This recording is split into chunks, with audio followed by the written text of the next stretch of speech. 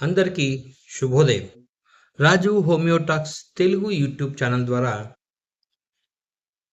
మీకోసం కొన్ని విషయాలు. మిత్రులారా, లక్షలు సంపాదిస్తున్నావని గర్వపడకు.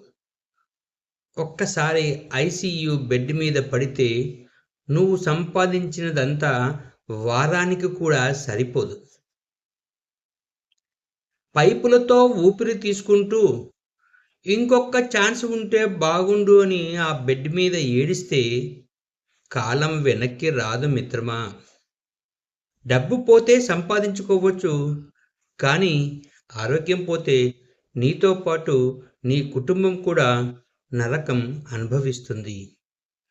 ఆరోగ్యం పోయాక ఆసుపత్రికి వెళ్తావా లేదా ఇప్పుడే జాగ్రత్త పడతావా?